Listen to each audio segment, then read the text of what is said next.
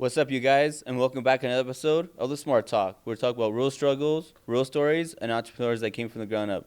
Today, I got my dogs in the building. I got my boy King Savage and Young Plug in the building. Swole Shawty. What's up, brother? What's up, you guys? How are y'all doing? Good, man. A little tired. A little tired? Yeah. You've been on tour, right? Yes, sir. Yes, sir. Yeah, bro. We've been grinding, bro. Undisputed Tour 2025. Damn, bro. Man, We just got here this morning. shit, man. A couple hours ago. I appreciate you guys pulling up. You know, you guys are hard workers and shit like that. I just want everyone to kind of get. I know you guys are like pretty big on Instagram and social media and stuff, but a lot of people don't get the true versions of y'all and like your guys' come up story and shit like that. So tell me a little bit more about you guys selves. Well, I'm GMSC King Savage. You know what I'm saying? I was born in Port Arthur, Beaumont area. It's actually where he's from. But I was raised in Nacogdoches, Texas, from where I was adopted at out of foster care. And then I was emancipated from my foster parents and moved to Lampasas, Texas. That's where I went to high school and all that stuff. And then from high school, got a couple scholarships, did the little college football, track, and basketball thing. Ended up getting hurt and ended up just bouncing around 5 different colleges and all that stuff like that. And this is just a generalization of everything. But yeah, I ended up going to different colleges and all that stuff. And then I ended up graduating from Texas State. Go Bobcats. And then after that, moved up to Austin, Texas, and that's where I reside. That's what I put on now. You know what I'm saying? Started a business there, started a studio, Dreamscape Studios. Y'all remember on St. Elmo, on my Austinites, before Elon Musk came and tore it all down and built a Tesla over there. We had a studio. Yeah, he tore my studio down, but I ran that business, spent every day for like 4 years in the studio, just started going up with music. Now we're on tour now, so like I'm just a little country boy being a rock star. Nice. Doing my thing. Yeah, rockstar lifestyle. He's still athletic though, you know what I'm saying? Yeah. Yeah. So we still try to get it in while we're on tour. Got to, you know what I'm saying, get some exercise going because with this no sleep and you know what I'm saying, you really got to get active to try to stay healthy. Yeah, no, it's for sure it's a grind. What made you want to move to Austin? I ended up graduating from Texas State, and Austin was just like the next big city up. And then my partner at the time, he lived in Austin, and we started the business together. So like I just, I didn't want to go work for anyone. I wanted to start my own business and all, and that's what we did. Like we started a GMSC Records LLC and Dreamscape Studios LLC, where we just started our own studio and just ran it as a business. Yeah. So whenever you started your studio, did you already have a passion for music at the time, or you kind of just fell into it? No, sir. Hell no. Like I said, I was an athlete at first, man. I did not want to do music. Shout out my boy BG bad grandson Jonathan Marino. I was promoter at first. I already had a lot of following because of football and all that stuff like that, and my Instagram was like big at the time, and I was throwing super parties, like pretty much how most people come up. I was throwing major events, and I booked Lil Uzi for Lil Uzi after party. It was crazy. And that's what started off at Texas State really much. And shout out to CTE Angels, CTE Central Texas Elite was my promoters and stuff like that. And one of my promoters, bad grandson, he was sneaking into my parties at 16 years old. Like, well, I was like 19 or 20. He was 16, sneaking into my parties because he's from San Marcos, and he just ended up being on my team when he got of age. He went to college in Dallas, I think, and then he was like, I think selling designer belts and something, and like wanted me to hook him up. And then he lived in San Marcos, so he was like on my team. BG, and I got to the point where I got hit up to do party buses and stuff. So I was sending this is how lit I was in college. I was sending 5 party buses full of broke college kids to clubs, like to strip clubs on a Monday.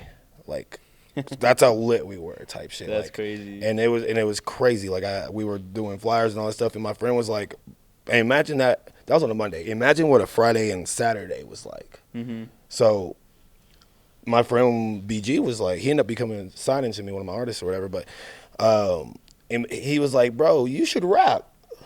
I was like, fuck no. I'm not gonna. I'm gonna say 1, 2, 3, 4. Everybody at the door. Like no, I can't. So I can't rap, bro. Like I'm a country boy. I'm an athlete. I'm not a rapper. Like Yeah. like I'm just a hurt athlete turned promoter, I guess. Like Yeah. but. He ended up he was like, no, for real, like, you think about it, if you had songs, like, if you got booked, like, and to get paid to perform for all these people, you bring all these people everywhere you go. Like, imagine if you had music. So I was like, no. I was still like, no, I'm not doing that shit. But they finally convinced me to go to the studio one day, and my boy Rich Money, shout out Rich Money, the engineer, we just made a song. It's still out. It's one of the worst songs ever made in my life. I used to suck when I started rapping. It was like blast off zoom. Like that was the song. Stream on all platforms. I remember it was like Savin Sauce blast to the moon. Shout out Sauce Almighty too. Savin Sauce blast to the moon. Hey my gorillas, not talking about boom. Not go to state, but I came with the broom. Pull up with the broom and blast out with the zoom. Your bitch on my nuts like fruit of the loom. Yeah, that's still hype stuff. Hey, I was all that shit. That's just it was so bad. At college parties, that's gonna take off. That's some hype stuff. No, but blast off Zoom. Like, was I writing a song for NASA or something? I don't know what was. But we end up dropping the song, and I remember getting booked at Burn House in San Antonio, Texas, and I just kept getting booked. Well, I basically kept booking myself and kept getting booked, and it was easy. And then I was getting booked to host shows as well. Like I hosted YB in the Mirror, hosted 6ix9ine, hosted Lil Pump. I hosted a lot of people. Like I've done a lot. Before I was a rapper, I was a rapper. Before I was a rapper, like I was doing all the rap shit. Yeah. You know, it was crazy, bro. And there's a lot of people that see this, they'll be able to attest for that. So I touched a lot of people in Texas. You know, like everyone that came through Texas, everyone that came through all that stuff. Like I mean, from the Migos in Houston, I hosted them in Houston. From South Padre, from all the shows, and from the Little Uzi after party, like Trey Songz in Austin, like NLE. I hosted NBA YoungBoy owes me $15,000. Like I'm dead ass serious. I hosted NBA YoungBoy in Austin, and everyone's like, "Oh, I did it. I hosted NBA. No, bro. I have his manager's number. I'm the one that he was on. They were on fucking house arrest at the time. I'm the one that paid for their gas there. I'm the one that paid for a hotel. I booked Jada Youngin and OG3 in San Antonio at the old social house, which now is called the Hush Room. I booked all that, and then I was supposed to get 15% of the door, and they made all the money. NBA YoungBoy stood on the show, and smoked a cigarette and stared at the crowd while his people waved guns at him, and everyone was scared and stood. And then he barely touched the mic. You know what I'm saying? Smoked a cigarette, put it down, and left, and with all the money handcuffed to their manager, and they left all the money. I didn't get shit. Like that's why I don't bump him now, because ain't no animosity. He didn't do shit. It was his management at the time, but yeah, they ran off on $15K on me. Like that's the type of shit I've been through. So like I touched a lot of people with this promo stuff. Like I did a lot of things. I booked Boss Mandilo just in 2022 and sold him out in Killeen, Texas. You know what I'm saying? Granted, I got fucked over on that by I don't want to say his name, but you know who you are. Everyone knows he is our Big Cat Promotions. I'm gonna say his name. D Will. He's a hoe. He scammed everyone in the city. He owes so many people money. He owes me $15,000. I just got scammed, bro. I got scammed so much, bro. But I was doing this promo shit before I was doing the music shit. You know. Then I started gradually the music shit, and I added the promo shit to it. You know what I'm talking about? So pretty much putting all that together, I fell in love with the music, because I was not. I thought I was gonna ride this out, rehab, and go try out for the MLB. I'm dead ass serious. My godfather Delvin James, he played for the Rangers in Tampa Bay and the Angels, and he played for a lot of people. But he taught me everything I know, about baseball, and I love baseball. It's my favorite sport. I was dead ass.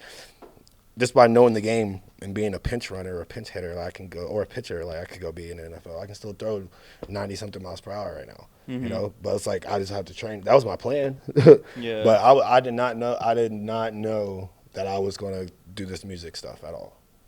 And it's like that just goes to show, like, once you put your mind to something and you really I'm a very hyper focused person. So I really dug down and was like, I'm gonna do this. If I'm going to do it, I'm going to choose to do it. I'm not going to go get a job. I'm not going to go try to hustle and do this. I'm not going to do it the wrong way. I'm not going to finesse. I'm not going to do people wrong. But I'm going to do it. I'm going to do it. And I did. Like, I spent every day for 4 years in the studio until I got good. Yeah. Like, now I can make a song in, like, 10 minutes and it's a hit, you know? Like, but the thing about doing that, and it comes with a lot of scrutiny. Like, I've been scammed over hundreds of dollars.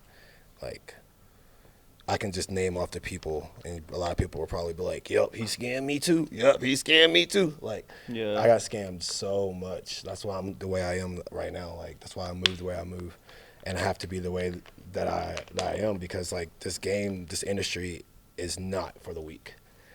Like, there's been times. That's what it's all for, bro. You came and do it right. You know what I'm saying? You see all these people fucking you over. You came and do it right. Facts. There's been times where I've had $70 in my account. There's been times where I had $80,000, $99,000 in my account, but you'll never know the difference. You won't know. You won't know if I have $7 or $700. You know what I'm saying? Because it's like I put myself in that vulnerable state at first because I didn't know what I was doing, and I knew I had something here, and people were hitting me up like, "Oh, we can do this, blah blah blah blah blah," and then I would do my part and get like people that believe in me, and like the investor or like the sponsor or something that makes sense to what they were saying. And the whole time they were just bullshitting because they didn't know how it was coming, you know. And I ended up getting scammed, and I'm getting pushed back, or like catching a case or some shit. You know, there's always something, you know. But like, it took me falling in love with music, you know, to be able to sustain all of that. Yeah. Like, and it's a lot, and that's like, the love of music is cool. But yeah, it's like everybody thinks we're partying, but this is real work. Like, we are the party. You know what I'm saying? Ray. Hey, Ray. Call us. Like, we're the entertainment. You know what I'm saying? So people think we're out there just partying. We're working. The party doesn't happen if we don't show up. You know what I'm saying? So, like, when you hear about us on tour and you see us go and doing all this stuff, it's like we just drove from Austin to Albuquerque. You know what I'm saying? We ain't been asleep. Like, we're doing a lot of things. You know what I'm saying? Going on. I don't know. I'd say, you know what I'm saying? We got a whole vlog. But I'm calling to get I'm getting the RV for our tour right now. They're calling me trying to get it. Yeah, we're in cars right now. You know what I'm saying? 5 deep, just in the car. You know what I'm saying? We're about to pick up the bus. You know, we got a bunch of other problems going on. It's all, you know what I'm saying? We got to get it fixed because everybody thinks we're partying. This is a real job. You know what I'm saying? Like he said, like, people keep scamming and fucking the game up. Like, that's every game you get into is going to be people fucking it up. You know what I'm saying? I feel like sports does help, though. Like, you learn how to be a team player. You learn how to really go through the grind and hurt yourself to be better. You know what I'm saying? Yeah. How is life as an unsigned artist? Because I know you guys are independent. I know you guys have offers on the table. It's fucking awesome, but it's the hardest thing that you could do. You know what I'm saying? But I mean, that's what makes anything worth it. You know what I'm saying? But it is amazing. We're living our dream. Just hold on, bro. Yeah. We'll have to figure it out later. We're doing something. In the middle of something. Yeah. Yeah, we're living our dreams. Cause like he said, like, you know, like I kind of got the same story. I was in sports too. Like he got hurt. You know what I'm saying? Then he moves into finding how to have some kind of play with the parties and stuff, and it moves on to music. Like, everything's happening for a reason, leading you into a direction. And then when you get that ball, you just gotta fucking run with it. And that's what we're doing on tour. Like, we don't know. You know what I'm saying? This isn't like a label's backing us up. This is all independent. So we don't know if everything's gonna be fine and dandy. We gotta just stick it out. You know what I'm saying? Wouldn't it be easier for you guys to sign with a label, just to kind of take a lot of the burden off for you guys at the table? Because a lot of people don't understand the dynamics of signing with a label without it. Like, if you're not in the industry, you don't know. Yeah. So here's the thing. People think that it's the thing of like, do you deserve to be signed by a label? You know, like, some people, they get a little motion and they think, okay, well, I need to get a label deal. Let me stop everything right here until this one thing brings me the label deal, you know? But you can't really do that. It's like, I'll be honest with you, I turned down 40,000, then I turned down 70,000, then I turned down 2 million, and then this year I turned down 4 million. I turned down $4 million record label deal. And it's like, yeah, it's because I've touched a lot of money with doing this independently, but it has to make sense. Nothing that anything was on paper so far as it made sense, and then they put a lot of money in your face, and they think that you never seen money before, and you sign it. That's why all these rappers, you don't one-hit wonders, because they have that one hit that made them go viral. Then they sign that deal, and you never hear from them anymore, because that deal is no good. So it's like it's not that I wouldn't sign a deal. It's just I have to wait for the right one to come. Like, I think I'm to that point now where after this tour, I might need to go put that pen to paper, you know? But it has to make sense. I have a project that I'm doing independently with, like, Mr. Hankey, and he charges like $15,000 to $80,000 a beat.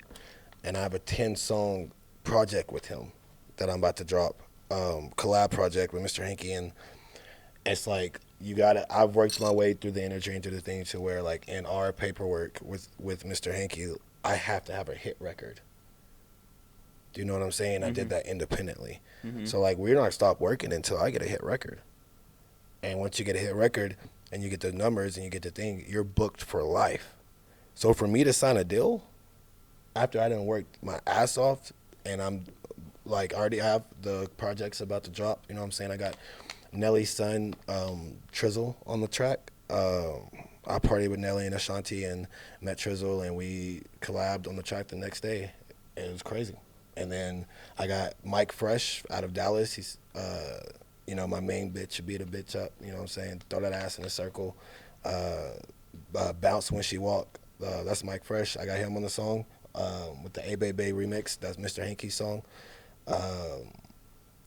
Blake the Plug on out of Atlanta. Like, it's like this project is so big, and I did it independently.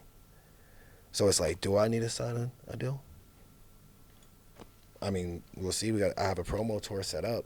Yeah. I have a thing, but it's like, how much further can I press my investors?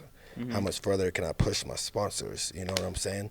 It's like, if they keep believing in me and I can still do it, where I can do stuff and make their return, and I can do stuff and where they make it make sense, and I can still get funding and I can still get pushed without, you know, someone else having creative control, someone else owning anything. Because right now I own 100% of everything. So if I can get that out the way, if I can get that to keep going, then shit, maybe I won't need to sign a record label deal. Or when I do sign, it's for 50 million plus, you know? Mm-hmm. And then I'm going to change the world. Yeah. Yeah, because you asked if it would be easier. Like, really, all a label would do, I guess, like, in theory, is just up the scale of what you're doing. So, like, we're already doing the work. He's already been on tour multiple times, you know what I'm saying, different countries. Like, he's already blown up on Instagram. So they could take you and use you as a product and boost your scale. But that's where those one-hit wonders come from. Like, they take you and they use you until you're not useful, you know what I'm saying? And you do get replaced. And if you think about it, there's really only like 5 big artists a year that really pop off when a label has something to do with it. Yeah. You know what I'm saying? But independent artists, like, we have the internet. You know what I'm saying? Trying to have like a Sexy Red run, or like a the Baby run. Yeah, just take over the internet. You know what I'm saying? Now people know who you are. Well, let's find out. Like, now I know what he looks like, who he is, his name, whatever. Let's go find out if I like him. You know what I'm saying? That's what these podcasts stuff for. Yeah. Like, so I know a lot of people be like, oh, record label, all these labels fuck over artists. Can you guys elaborate like how they fuck over the artists? I would say all of them. That's a generality. Okay, so because I just hear that shit all the time online. Basically, they just sign a bad deal. Like, they'll sign like a 6-album deal, you know what I'm saying, with only 2 albums worth of music left in them. I mean, in them for real, or 2 albums worth of good music in them, and they're trying to put these albums out, and the label don't like it, or something's wrong with it. They find an excuse not to push it, so their album keeps getting pushed back. But they can't drop anymore. Yeah. But every time they drop, they don't own any of the royalties for that. So let's say, like, the way I'm coming, Drake, please collab. Let's say I get a Drake feature. And if I do that, and if I sign a deal and I get a Drake feature, Yo Money OVO, everything that happens with that Drake feature, like the publishing, the creative activity, the studio time, the likeness, everything, the royalties, all goes to the label. You just get what you signed for. Now, the way I'm coming, if I somehow independently get that Drake feature, and all the work that I've done independently, already. I didn't just have one song, and a label grabbed me and they gave me a deal, and now everyone's fucking with me, and I got the song, and now all these people, you see all these rappers start fucking with the new rappers because they're on the label, and they get all these new songs with all these rappers and shit because they're on the label, but they own none of that music. If I was to like to get that Drake feature or something like that, and I own that music, all the royalties that I get from, let's say like I get to work with all his other artists around him, I get to keep all that royalties. I get to keep the royalties from the song I did with him. All the publishing's mine. I own everything that happens with that. I own it unless I make a deal with Drake saying like, hey, we're going to split the royalties with him. But that's not with the unless it's with his label. But I still keep 100% of my stuff. But if I sign with the label, it's the label making decisions, blah, blah, blah. I'm just sitting there like, I got a Drake song. Like, Yeah, which that's is still it. fine. That's basically it. I got a Drake song. Yeah. It's like Shark Tank. I probably get 50 to 100. No, I probably get 500 more bookings a year because I got a Drake song. Mm-hmm. But as far as for all the money and all the royalties and all the publishing and all everything that comes after that, if you're signed to that label, that goes to them. Yeah. So like, Yeah. and you still owe them 2 or 3 more albums before you can start getting all your residuals and all your stuff that goes straight to you and your family. Mm-hmm. So that's why they feel like they sign these deals. It's really their fault, which really our fault for signing them if they do. I haven't signed one yet, but like they sign these deals thinking that they're going to be able to make their thing. Their music is that good. They have a lot in the vault. They're going to be able to return it back, recoup really fast, and get out of it and sign a better deal. And that happens sometimes. You know, some artists are that consistent and that good, but some of them just can't. They're not. And that's just simple. Like they had a one-hit wonder and went crazy. They had a couple of songs and that's it. Or their homeboy wrote their song, and they just took it, and they got lucky. Like it's something like that. But you can tell like who's the real artist that's going. You know, that can sign a label and drop the album with the label and make buku amount of money for them, and then they give him another advance. You know, like those are the futures and it's like Shark Tank. Like, you know, you have a product, you create a business around your product. You know what I'm saying? And then you try to sell it to an investor, and then maybe they give you a good deal, maybe they don't. But I don't know. It's like everybody sees your stuff popping off, so they're going to want a piece of it, which is fair. You know what I'm saying? That's business. But it takes so long to learn everything because everybody just wants it to hurt. Like, you want to rap and then you want to be rich. You know what I'm saying? But you have to learn everything. You have to learn how to record yourself. You got to learn how to rap. You got to learn the business. And then if you have the business down, then you can make a business deal or you can start your own business. You know what I'm saying? Like, there's more to being a rapper than just rapping. Yeah. You know what I'm saying? That's what everybody don't understand. So when you go in to when you walk in to go sign a deal, you have to be thinking like that. Like, what do I know? What do I not know? Whatever they're offering should cover up those gaps of what I don't know. And whatever the turnaround is, you know, they're going to get a piece of it for sure. Like, that's, you know, it is what it is. Just make sure it's fair. Make sure they ain't, you know. All deals aren't bad, though. Yeah. All deals aren't bad. Yeah, it's just like the Shark Tank, bro. You just got to make sure you make a good deal, you know, because it could change your life. But if you know all these things already and you've been spending time, you know what I'm saying, and you can go independent on a tour in a different country, you know, that's what I'm saying. It sounds like bro. you just invented the light bulb, so these sharks are going to come. Here's the thing. I'm going to pop my shit for a little bit. Niggas are so disrespectful, bro. Like, oh, my God. Like, niggas from my city, from Austin and shit, they be coming out with these top 25 lists and shit. It don't matter. It's just, like, I just keep seeing this shit. Niggas are so disrespectful. Like, this is the reason why I say, like, I'm fit for, like, a label or to do this tour, like, whatever. Like, independently, like, I got paid, you know, multiple zeros for this tour. You know what I'm saying? Independently. Independently, I performed at the biggest hip-hop festival in South Africa. Crazy. 20,000 people, like. Crazy. I don't even know rappers that are on right now that can go and do that. And I'm going back next year. You know what I'm saying? I performed at the Manchester Carnival, the London Carnival, and this is different countries. You know what I'm saying? Taking over. So it's like I have actual fans there. I can go look on my shit right now, and somebody just messaged me earlier today from Africa, and they were like, "Yo, oh no, I didn't understand them at first. Look, and they were like, yo, I saw, it's like, yo, I saw you perform at the Back to the City festival. Your shit was lit. I get hundreds of those from people in Africa. You know what I'm saying? To you. So it's like it's not even that like I'm on tour right now, like touring across the country. Yeah. Undisputed tour, 2025.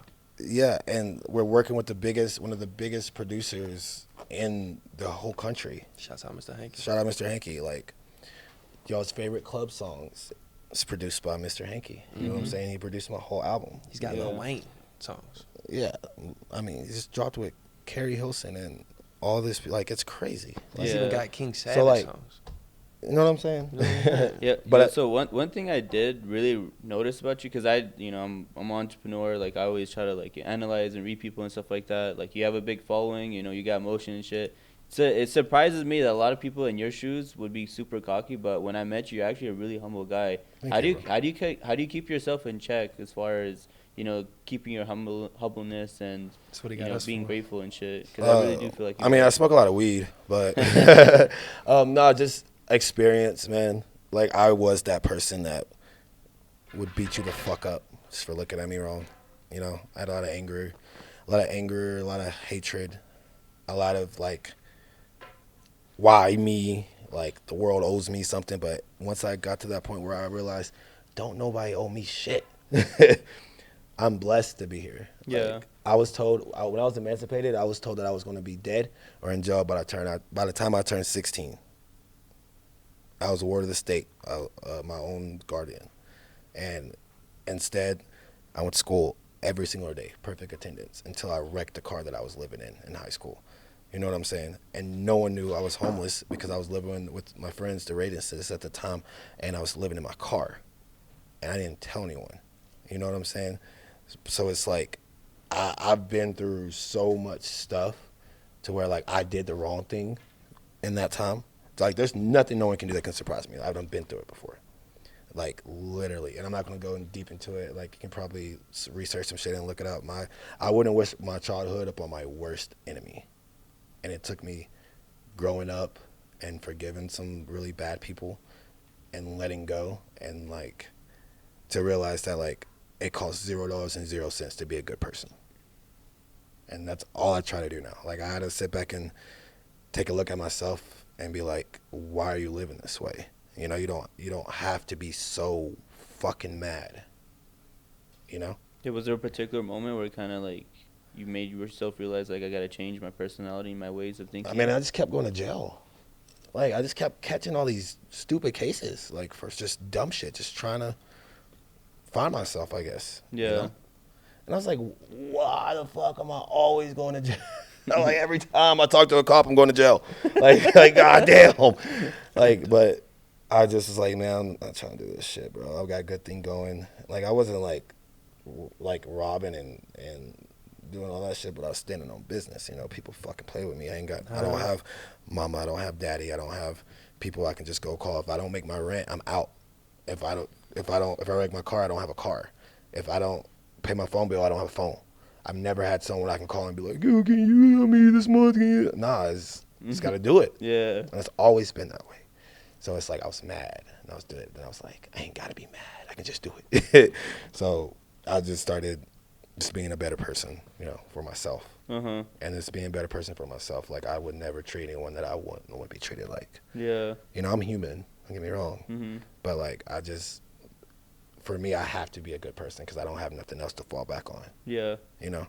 And how does it make you feel whenever you have like fans or random people DMing you and hitting you up like, oh, I love your music. Oh, bro, I love what like, you're doing. How does that make you feel? I respond back to everybody. Like, right now, when I can, like, it makes me feel good. Like, the people that I meet, bro, they become my family. And they'll see that. They'll attest to that. Like, once you're locked in with me, you're locked in with me. You know? Like once we locked in, I came to your spot every day after I met you. Yeah. Every day after I met you, I was only pulled the full shift with me at the lounge. You know what I'm saying? You might put me on a W-2. You know what I'm saying? But no, it's just like energy. You know, like I love performing. That's why people always say like, bro, you have the best performance. I know, I know, I do this, but I love meeting those people. Like I'll never, you know, stray away from a fan, and it's like I think that's why I make so much different music. Like I can't wait till my shit pops and go crazy because like I can be booked for like the biggest EDM festivals and rock that bitch with my Amped and Unchained album. Shout out Engage. Our Amped and Unchained album's out right now, and it's drum and bass music. Mm-hmm. And anybody that has an EDM show books me for that, and I just go bring my DJ Engage, and we do our set with our songs. That album that we dropped, and it's, I swear to God, nothing y'all have never seen. We get such good reviews every time we do it. We get double booked every time we do it. It's lit, like, and we worked on this project for over a year. Like we didn't just put shits together and like no, he took his time on the production. We took our time on the lyrics. We took our time on putting it together, and it's crazy. And then I have a country album as well. I can get, after the festival, I can go to a fucking country arena and do my country songs. You know what I'm saying? I have a country album with Willie Nelson's grandson. You know, so like once that goes, we drop that and that shit goes crazy. Like people are already requesting me to do country music. Like I'm from the country, I'm the country boy. And then not only that, I rap as well. So like I can go to the club or go do another a rap show. Like it's, I think that's why I did everything, and I'm going to do everything. Like I want to make a country song with Neo. You know what I'm saying? Like that's the type of stuff that I want, and that's the type of stuff that I'm putting out. Like I have a whole R&B album out. I can do weddings. I did a quinceañera before, like. There was a rock band on stage just the other night. Yeah, I have a live band as well. I can go do a metal show. Like, once I just think that once I could be able to do that, I want to touch everybody because like it's gonna become my family, my savages. I think I'm trying to. It's just self-realization being a grown-ass man. Like I'm trying to fill that hole that wasn't there for years, and then to make up for all that anger and bullshit that I had to deal with, you know. Do you feel like music fills that void for you? Oh yeah, 110%. Yeah, that's what it's for, bro. When I'm in the studio, when I'm listening to my music, when I'm performing my music, when I'm making music, when I see other people see me make music or see me hear music, they're like, hear me do my music, they're like, yeah, I mastered that shit. Yeah. You know? So walk through the fans of you about to go walk on stage and how you're feeling, your adrenaline rush, your emotions and shit like that, because you have people in the crowd screaming, like shouting out your name, and you're at a perform in front of like hundreds of people. Walk us through those emotions and feelings. Oh man, so like I always pray before I go on stage. Either I do one by myself or I do one with the people that's about to go on stage with me. And then before I try to watch them before, just trying to see like who's out there. Like people think they're just going there and saying, no, I do my research, man. Like I look and see who's turn, like what kind of music are they jamming to, because I have all types of music. So I'm just kind of say who's turn. If I have like merch or some shit to give to them, like who am I gonna give it to? Like who's been here the longest, you know? Like who wants to be here? Yeah. Who do I recognize and stuff? Who can I vibe in on? Who's gonna be my pit masters in there? You know, like I'm putting it all together, bro. I'm putting it together. Which song I'm gonna do this? Like, oh yeah, so you're not switching songs together and shit. I'm in the zone. I'm ready, and then I just dissect it through my performance. Just put it together like it's like a puzzle. It's lit. Yeah, so you're not one of those artists that's chill in the green room, just smoking a J and just. I mean, I'll do that, but like I'm doing my research as well. Yeah. You know, or I'm sending them out there like go take a video for me, go look and see, or how many people will do that? Should I start with this song? Do I need to come out there and go crazy, or they're gonna already be crazy? Like, you know, just gotta be. I want to make sure like every performance is memorable. Like every time I perform, I get new fans every time. Yeah. So that's why I love touring. I love touring across the country. I love performing in other countries because every time I leave the stage, I get new fans. The whole room every time. Obviously, whenever you perform, there's gonna be people be hating and have criticism towards you. Yeah. How do you handle that hate and criticism? Well, some criticism's good criticism. My boy Fig, he gives me good criticism as well. I used to get up there and just yell on the mic, and then I realized, well, I used to do that because I was performing on shitty sound system, shitty productions. And then when I started elevating and getting to better productions, I'm like, I don't have to yell on the mic. So he's telling me, all you're doing is yelling. I'm like, oh, I am yelling. Like, these productions are good. You don't have to. So, yeah, then I fix it, and now I'm, like, smooth. Like, I'm doing my thing. I can tell when to elevate, when not to elevate. I sound just like my music. When I perform, I sound just like my music now. So, like, I just had to match that because I could take criticism and stuff. But now, like, the hate shit, oh, my God. I don't respond. Fuck them. I'm telling you right now, I don't respond. Like, I may respond once every drunken drunken outing when I'm like pissed off about something. If I'm mad drunk, home alone or something, I may get on and respond to somebody. But other than that, I don't even reply. And they hate it so much, bro. They don't like that shit. I'm talking, and I'm a blocker. I'm a blocker. People be like, no, I'll just keep them on there and let them see me. Let them see me shot. I'm gonna block you. I want to see you on. It'd be like I never met you. I won't even blink your way. If I see you, I won't even breathe your way. It's like you part of that brick wall right there. You know what I'm saying? I'm a blocker. Yeah. I'll block you. I don't. I've interviewed a couple artists, and they've told me that they've had people like give them hate and criticism and kind of just try to shit on them, and they end up becoming fans later. Oh yeah. Has that happened to you before? It's happened so far a couple of times. There's some people right now I know is gonna circle back. They always circle back, bro. It turns to I had these people. These I'm not gonna mention them, but these bloggers that was talking mad shit, going off of anything that anybody said because they just wanted the views, and I was popping. I'm always going up, and they just kept posting this bullshit. Kept posting it, kept going around, kept posting it, people. And then here's the thing. It got to the point to where these little bitch-ass niggas, every time I would work with somebody, and this is what actually hindered my career a lot, I know. Every time I would work with somebody, they would get in their messages, like they were fans, like they were stalking me. And every time I would work with someone like Lil Flip, Lil Tuzi, Quinn, Peso, and it don't matter, Sauce Walker, it don't matter who it was, bro. And if I was working with them, they'll get in their messages and be like, this man this. You know you working with this, right? You know you this. And it's all bullshit, bro. Like, I'm just like. Yeah, it is pretty weird seeing like the catty drama that comes from these cool, hard rappers. Yeah, and these are supposed to be gangsters, bro. Yeah, these are the cool cats. These niggas supposed to be gangsters. These niggas supposed to be. They just Man, get so I'm hood. But you in every nigga's DM. You know what I'm saying? That shit's weird. And it's not like there's not enough room for everybody. Like, you don't listen to one artist and one album. I mean, I kind of do. But me or Lil Wayne, but here's the thing, though. They fucking suck. yeah, it's like I've never met anyone that was good at rapping who was like a diehard hater to somebody else. And if you have a name like that and you suck, how about you find somebody that doesn't suck and, Birdman Lil Wayne, like, put him on. Yeah. That way now him and his family's eating, and you get to look like, you get that 10% finder's fee, you get to look like I did it's that. Because Pimp C found Boosie. It's because they rather get online and hate. Yeah, but why? Because can you imagine building an army and then being known for the guy that built the army? Or you want to be known for because like you said, like you have haters, right? And then they become fans. Like that's part of the fun. Like that's strategy. You're pushing into territories to see what you can do. You know what I'm saying? Like to win this war or whatever. Like to change people. Like you said, there's aggression, there's pain, there's crying, whatever. Like, does the music help with that? Yes, and it doesn't just help us when we create it, and you can live vicariously through that. Like when I say I'm doing this, like I'm going shopping or whatever, like you're singing that to yourself. Like you're listening to this song, you hear the word I, and then now you're thinking about what I'm doing. Mm-hmm. Yeah. Oh, yeah. Look, I think we got like. I do want to.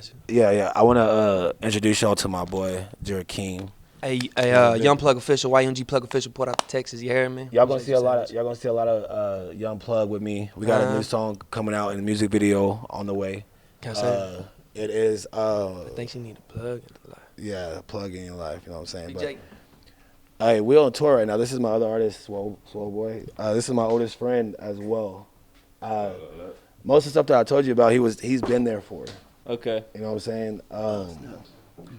I'm actually going to take him out the country with me to get away from this American bullshit. But like, I've known him for over my boy Joaquin, man, and I've known him for over a decade. You can pull that to you.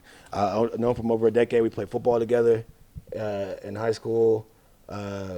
We both went the college football route and the thing. And then this was actually the first rapper I met.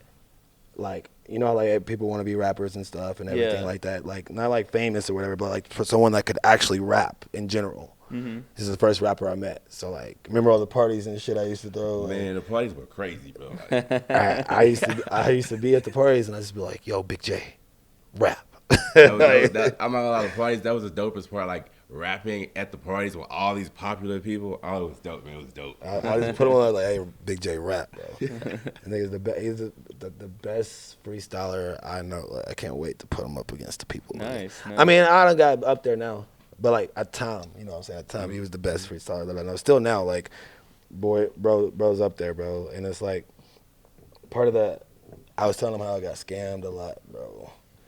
Like, I know all the bullshit and all the haters and shit. They be journey. They be hating hard, and like he's part of it too, because they be hating on him in this little city out there too, because he's does shit with me, Mm-hmm.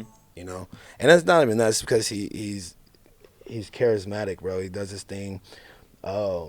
He's good at rapping, and then when I come down, I put him on the big ass shows and shit, popping that shit. There's these little people out there that can't do what he does, because like talent take you far. Good looks and all that stuff take you so what, but talent, if you got real talent and you put it together with a nigga like me, like it's gonna cause some haters, bro. Yeah. So like it's gonna cause a lot of haters. I know you've been through a lot of stuff, man. A lot of people on your journey and stuff like that. Has there been a time where you were actually seriously considering thinking about quitting? 110%, yes. I was yeah. I lost a couple friends that passed away. Rest in peace, Rike. Rest in peace, Colt. And then there was this period of time where like everyone around me was dying. You just on my side too, actually, weekend. Yeah, it's crazy. Everyone around me was dying. And it's like, this is before Rike died though. But like, I was going through a lot of shit. And I was telling someone, I was like, I'm about to go back to college. I'm about to go get my fucking master's. Remember I was saying that shit? Yeah. I was like, you gonna play football too? I was gonna go play football, I was gonna play baseball. I was like, I remember I was telling you that shit? Mm-hmm. I said, man, by the time I turn, I'm not 30 yet, but I was like, by the time I turn 20 something, I forgot what it was, or I said by the time I turn 30, man, if I'm not fucking performing across the country in another country, if I'm not touring the country, if I don't have fans, if I'm not getting paid to do music, if I'm not about to drop a big ass album, I'm going back to get my master's. I'm going to go play football somewhere overseas. I'm going to go play basketball overseas. I'm going to try out for every major league baseball team here. I'm going to get my master's. Like, I was done, bro. Like, I was just had enough because like I just got scammed again. Like $40,000, bro. I emptied out my fucking account. And the nigga was like, I thought I was buying a house with other artists in LA, and it was just that fucking real estate scam. Oh, I remember. You remember that shit, bro? I Yeah. emptied out. I threw the biggest event, got all the money, and the nigga scammed me, bro. I get chills thinking about that shit, bro. Like, and I done got so many setbacks like that, so fucking many, and that did it. And my boy Fig was like, "Hey man, you gonna be good, man." Like, shout out Fig Nightlife Promotions. He was just like in my ear, like, he met me at the park and shit. I was like just all sad, and he was like, "Nah, bro, you gonna be good. Just keep going." He's like, do this music, like the drum and bass shit. And I did. I dropped the drum and bass shit, started going crazy again. But it was just like, fuck, I done been knocked down so many times. It's like, bitch, you can't knock me down no more. You know, it's just, I'm just gonna stumble back now. Like, but it was to that point where I wasn't as strong as I am now. And it was, I definitely thought about it, bro. Like, I was about to just stop. But fuck it, I just moved across the country and kept this shit going. Yeah. What advice would you give a young artist that's trying to come up, make music, that's kind of went through your same journey, same lane, went through a lot of bullshit, to keep him motivated and keep going? I mean, just be careful who you work with. You gotta take a risk for sure. Like, you're gonna get You're gonna get knocked down. You're gonna get scammed. You're gonna get people that fucking play with you. But no one owes you shit. Maybe that's how they feed their family. They'll make it right, but nobody owes you shit. Uh-huh. You gotta keep keep pushing. You gotta keep going. You gotta try not to. These young generations is so big on retaliation. Like I used to be, like, try not to retaliate. The old school people, the millennial people sometimes we were right. Turn the other cheek. Be a bigger person. Walk around like that shit's real, bro. Like just try it. Just try it a couple of times to the younger artists. Try not being the hard person, but being the good person. You know. Mm-hmm. Also, I'll say you need 5 people around you. You don't need, like I started off, you don't need 100 people with you everywhere you fucking go. Unless you're going to a show, that's fine. But you don't need to pull up to the podcast or to the YouTube or to the whatever with 100 fucking people that's just there for you to buy their drinks and buy their shots and smoke your weed and do all that stuff that's just taken for you if they're not contributing to you. Like, I'm to the point now where I got niggas that I just met that are flying down from Atlanta and that's going to be a part of my team, and they don't know what the fuck I'm about to do for them just because they're stepping up right here, and that's the type of people that I need around me. My boy Oz right there. That's here right with me right now. Like, those are the type of fucking people I need around me. Mm-hmm. I'm so cocked and loaded right now that I don't tolerate no type of. He could probably get away a lot more because he know me longer, but I don't tolerate no type of shit. I'm not going to do nothing to you. You're just not going to be around me. Yeah. And I promise you, you're going to miss out on 1,000 more opportunities and doors opening than what you're going to be stuck for whatever it is. But you only need 5 people around you. Mm-hmm. On your team. You need your videographer. You need your manager. You need an agent. You need a great producer.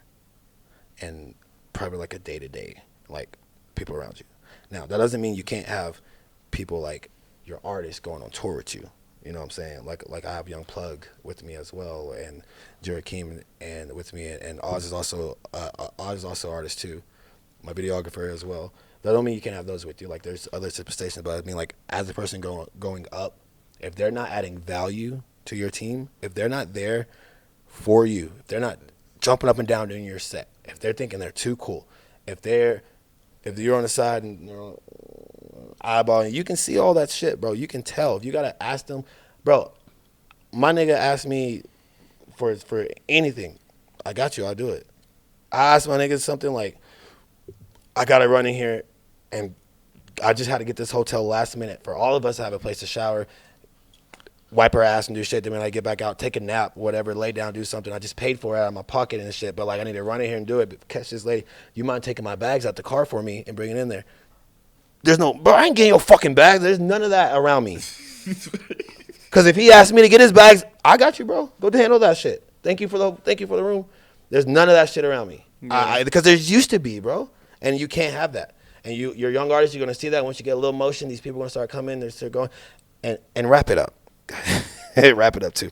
But these people are going to start coming around you, and they're just there to take. And they're going to ride that wave. And the moment you go down, the moment you can't do for them, they're done. Mm-hmm. The moment you say no, they're going to forget about all those times you say yes. Mm-hmm. And it's like they crash out, they talk shit about you, they turn into obs, they fuck your girl, they fuck your mom, they do all this shit. Like, I'm being for real, bro. That's really how it is, bro. Yeah. Niggas fucking mamas these days. I'm a Jesus motherfucker Christ. too. But. Yeah. Well, I just met you, bro, like, not too long, but, I'm a big fan of you, dog. I want the best for you, dog. I expect you to come up big and make big moves and shit, Man. You deserve the best, dog. So. I'm trying to get some hookah kings, dog. That's what I'm trying to do. Yeah, so you're my dog, bro. I only wish the best for you, dog. I always, everyone in Albuquerque is rooting for you to do some big things, bro. Put your name on the map, dog. We got an army of savages in Albuquerque, New Mexico. I fuck with Albuquerque, New Mexico. No matter how big I get, I'm gonna always come back to Albuquerque, New Mexico. For sure. I swear to God, For sure, man. No cap. I appreciate you coming on here telling people your story. Before we end today's podcast, guys, I want to give a huge shout out to our 2 main sponsors. We got Hookah Kings, the top rated hookah lounge in New Mexico, and Merino Media, quality content for your business and image. And I'll see you guys next time. Get some shout-outs? On the Smart Talk. Go ahead. Shout out to my boy Ricky at BOGO. Ricky Chops, man. He sponsors me every time I come here with the pre-rolls y'all see me giving out. Ricky Chops, man. Thank you, bro. I appreciate you, dog. And then my whole team behind us, Ray from Atlanta, thank you. Oz, I appreciate you, my boy. Young Plug. My boy Donnie out there, my manager Brian, Artist Auditions, just everyone else, Jerkeem, bro, to his mama. Thank you, mama. I appreciate you. To literally everyone that's out here that's supporting me, that's doing my thing. And then Alicia in the UK, she's about to come join us. I miss you. Hurry up. Like, thank you, everyone. For real, I appreciate y'all. Like, shout out to y'all that's being a part of my team. And also, Swole Shawty. Shout out to Swole Shawty. That's my guy. I appreciate you. My boy, bro. Thank you. And appreciate you guys tuning in, and I'll see you guys next time on the Smart Talk.